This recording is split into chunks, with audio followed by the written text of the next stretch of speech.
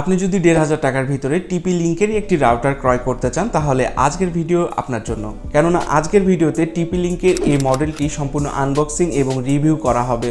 এই রাউটারটি আমরা আনবক্সিংই করব না, ডিটেলসে রিভিউ করার চেষ্টা করব যে কাদের জন্য এটি ক্রয় করা উচিত, কাদের জন্য ক্রয় করা উচিত না।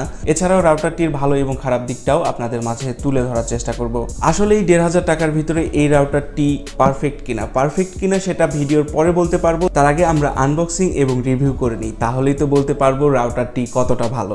রাউটারটির মডেল নাম্বার হচ্ছে TP Link TL WR841N।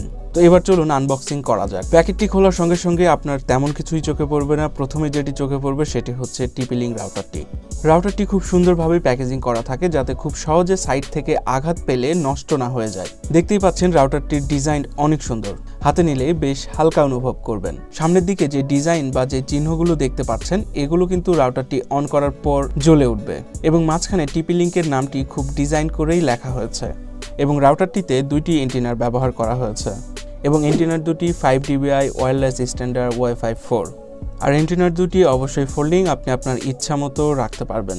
রাউটারের পিছন সাইডে খেয়াল করলে দেখবেন প্রথমে রয়েছে পাওয়ার কানেকশনের জন্য DC পোর্ট রয়েছে, এরপরে নীল কালারে রয়েছে ইন্টারনেট ইনপুট জ্যাক, যে জ্যাকের মাধ্যমে আপনি ওয়াইফাইটিতে 300 Mbps পর্যন্ত ইনপুট দিতে পারবেন এবং তার পাশেই দেখবেন ইয়েলো কালারের 4টি পোর্ট রয়েছে। আপনি চাইলে এই রাউটার থেকে আরও অন্য রাউটারেও কানেকশন দিতে পারবেন এই ইয়েলো কালারের পোর্টগুলোর মাধ্যমে।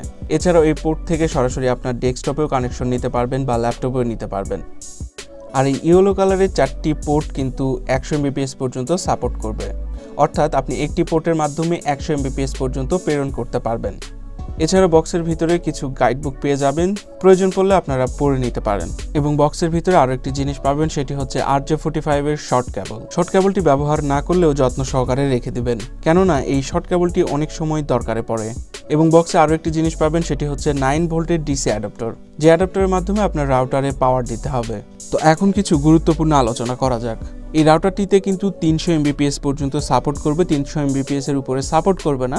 যদিও বা আমরা বাসাবাড়িতে সাধারণত 10 Mbps এর মতোই ব্যবহার করে থাকি, সেখানে 300 Mbps পর্যন্ত সাপোর্ট করবে।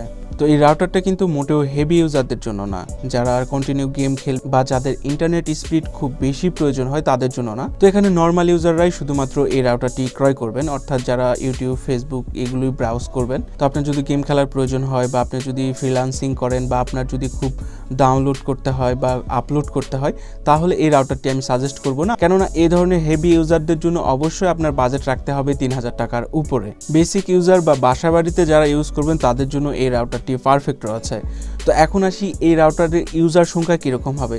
দেখুন, এই রাউটারটি একটা ফ্যামিলি প্যাকেজ অনুযায়ী তৈরি করা হয়েছে, অর্থাৎ আপনার ফ্যামিলিতে 5 জন 6 জন থাকলে এই রাউটার দিয়ে অনায়াসে ইউজ করতে পারবেন। তবে যদি 8 জন 10 জন মিলে ইউজ করে তাহলে আমি সাজেস্ট করব এই রাউটারটি না ক্রয় করার জন্য। এই রাউটারটি কিন্তু ডুয়েল ব্র্যান্ড সাপোর্ট করে না, সিঙ্গেল ব্র্যান্ড। আর এই রাউটারটি কভারেজ সম্পর্কে যদি আপনাকে ডিটেলসে বলি, আপনার বাসা বাড়ি বা দোকানপাট যদি খোলামেলা হয় তাহলে আপনার 1300 স্কোয়ার ফিট পর্যন্ত এটি কভার করবে। আর যদি বেশি ফাঁকা স্পেস না হয় তবু আপনার 800 থেকে 1000 স্কোয়ার ফিট অনায়াসে কভার করবে। তবে এই 1500 টাকার আশেপাশে বাজেটের টিপি লিঙ্কেরও কিন্তু বেশ কিছু মডেল রয়েছে। তো এইগুলো রাউটারের ভিতর এই রাউটারটা সাজেস্ট করা বা এই রাউটারটা রিভিউ করার কারণ হচ্ছে কারণ এই রাউটারটিতে সবচেয়ে বেশি পজিটিভ ইউজার রিভিউ রয়েছে, কারণ এটি লং টাইম ইউজ করার ফলেও এটি স্লো কাজ করে না বা এটি অফ হয়ে যায় না। এবং রাউটারটি যে স্কোয়ার ফিট মেনটেন করে, দূর থেকেও ব্যবহার করলে নেট স্পিড খুব ভালোই পাওয়া যায়। এবং বাকি রাউটারগুলি পুরনো হয়ে গেলে তারা অটোমেটিক অফ অন হওয়া শুরু করে, নেট ইউজ করতে করতে ছেড়ে দেয়। আবার যে স্কোয়ার ফিটটা মেনটেন করার কথা সেই স্কোয়ার ফিটটা মেনটেন করে না, আস্তে আস্তে তাদের রেঞ্জটা কমতে থাকে। সুতরাং 1500 টাকা বাজেটের মধ্যে যদি আপনি রাউটার ক্রয় করতে চান তাহলে এই রাউটারটি ক্রয় করতে পারেন। এখন এই রাউটারটি আপনি ক্রয় করবেন কি করবেন না সেটা সম্পূর্ণ আপনার ব্যক্তিগত মতামত, তবে এই রাউটারটির ভালো এবং খারাপ দিক তুলে ধরার দায়িত্ব ছিল আমার। এছাড়াও টিপি লিঙ্ক রাউটার কিভাবে সেট আপ করতে হয় এই ভিডিওটা যদি আপনারা চান তাহলে অবশ্যই কমেন্টে জানাতে পারেন, তাহলে পরবর্তী ভিডিও হয়তো বা এই টিপি লিঙ্ক রাউটার কিভাবে সেট আপ করে তার উপরেই নিয়ে আসার চেষ্টা করব। তো আজকের ভিডিও পর্যন্তই, দেখা হবে আপনার সাথে নতুন কোনো ভিডিওতে। আপনার শুভকামনা জানিয়ে শেষ করছি আজকের ভিডিও। ধন্যবাদ, ভালো থাকবেন।